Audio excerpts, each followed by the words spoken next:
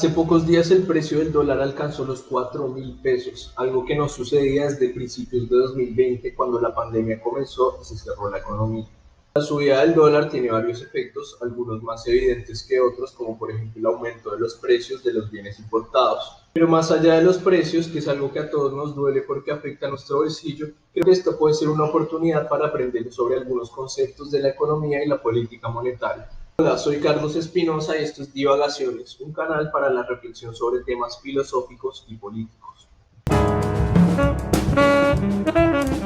La primera reflexión que quiero hacer sobre esto es que el dólar casi siempre se utiliza como una forma de medida del desempeño económico de los gobiernos. En términos generales, no es una forma de medida tan eficaz porque el precio del dólar está sujeto a muchos factores también de los mercados internacionales, de la política global, y como ya sabemos, eso está totalmente fuera del control de los gobiernos. Pero en este caso, yo pienso que esa alza histórica del dólar sí puede ser una medida de cómo el gobierno se ha desempeñado en estos últimos 3 años que lleva de gestión.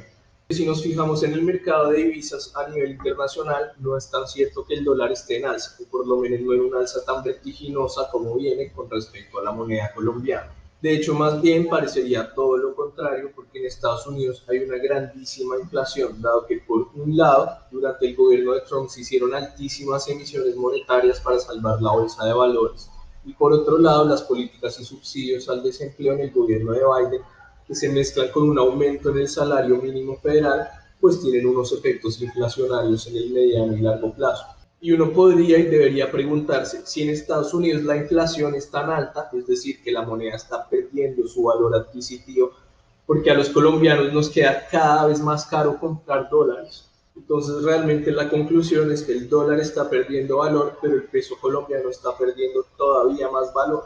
Y en la práctica no solo se está encareciendo el dólar, sino también el euro, el dólar canadiense o cualquier otra moneda que queramos comprar los colombianos. Es decir, que estamos experimentando unos niveles de inflación bastante altos, aunque también hay que entender que la inflación no siempre es algo malo en sí mismo. De hecho, todas las economías del mundo, desde la más grande hasta la más pequeña, experimentan algún grado de inflación, y cuando no lo hacen incluso puede ser un motivo de preocupación.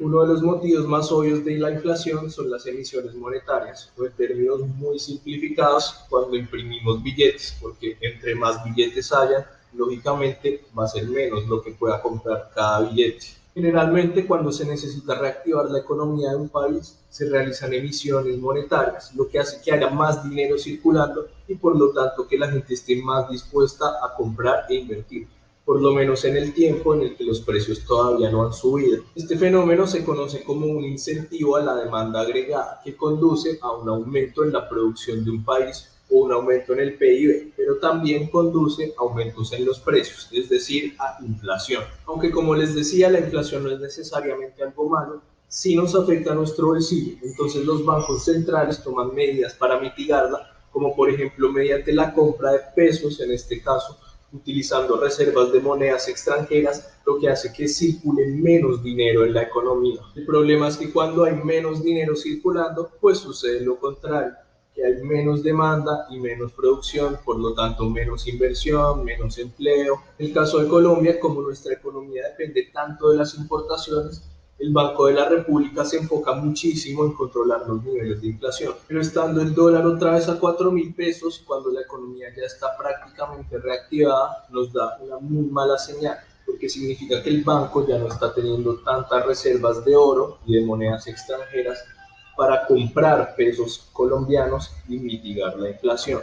Y un gran problema de eso es que en Colombia importamos prácticamente todo: celulares, ropa, productos de la canasta básica como el arroz, la papa, el pollo, todo viene de afuera. Entonces, si nos queda más difícil comprar monedas como euros y dólares, pues nos va a quedar más difícil comprar prácticamente cualquier producto. Y es ahí, en la realidad material, en los precios, en nuestro bolsillo, cuando se empieza a caer un poco ese mito de la maravilla, de la apertura económica y de los TLCs que hacen que todo sea más competitivo y que todo sea más barato. Cuando a nosotros nos dicen que el dólar está a 4.000 y decimos, uff, y yo que quería comprarme unos zapaticos, es donde realmente queda demostrado lo vulnerable que ese tipo de políticas dejan nuestra economía ante el resto del mundo. Porque por una parte somos totalmente dependientes de la incertidumbre del mercado internacional. Entonces, cuando bajan los precios de lo que producimos o suben los precios de lo que no producimos, nuestra economía lógicamente entra en recesión. Y por otra parte, como consumidores también somos mucho más vulnerables, porque en el momento en que nuestra divisa pierde valor en el mercado internacional, todo se nos vuelve absolutamente costoso y hay muy pocas alternativas para comprar productos hechos acá. Pero los precios de las divisas no son el único indicador relevante. También está la balanza comercial que nos permite fijarnos en cómo ese tipo de políticas de apertura económica realmente están afectando la economía colombiana. La balanza comercial básicamente nos dice cuánta plata está entrando y cuánta plata está saliendo del país por medio del comercio y las remesas. Cuando decimos que hay un déficit en la balanza comercial, quiere decir que está saliendo más plata de la que está entrando. Cuando decimos que hay un superávit, quiere decir que está entrando más plata de la que está saliendo. Entre 1990 y 2013, la balanza comercial de Colombia siempre había estado en superávit, pero con la introducción de los TLCs del gobierno de Santos, la balanza comercial comenzó a inclinarse hacia el déficit. Y si viene saliendo más plata de la que está entrando desde que firmamos esos TLCs, pues es probable que los negocios que hayamos hecho no estén siendo tan buenos. Y en últimas, si el país tuviera una industria nacional sólida, consolidada, pues los aumentos del dólar no serían algo tan grave ni tampoco el déficit de la balanza comercial, porque los consumidores podríamos sustituir esos productos que nos llegan de afuera por productos nacionales de una calidad similar o incluso superior. Y un ejemplo de eso es China, que no solamente no les importa que se les suba el precio del dólar, sino que de hecho deliberadamente reducen el precio de su propia moneda para incentivar el consumo nacional y beneficiar a sus exportadores, cosa que evidentemente solo pueden hacer porque tienen una industria nacional absolutamente enorme. Y más allá de las críticas que uno pueda tener frente a ese país, que seguramente serán muchísimas, no por nada han llegado a ser una de las economías más importantes del mundo actual. Y yo creo que si tienen un aspecto bueno, también está bien aprender de eso. Pero si no hay producción nacional, si todo se importa, pues seguramente tendremos productos muy ricos traídos de Estados Unidos, de Bélgica, de China o de donde sea.